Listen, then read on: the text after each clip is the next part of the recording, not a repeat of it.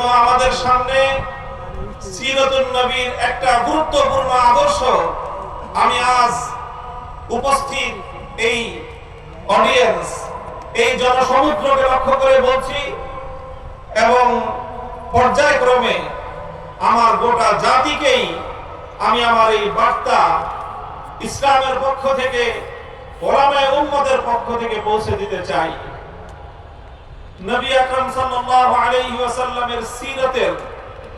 একটা গুরুত্বপূর্ণ শিক্ষা, গুরুত্বপূর্ণ একটা আদর্শ আমি যে হাদিসের অংশ বিশেষ পাঠ করেছি এই হাদিস থেকে কিছুটা বুঝে আসে এবং নবীজির নবুয়ত লাভ থেকে শুরু করে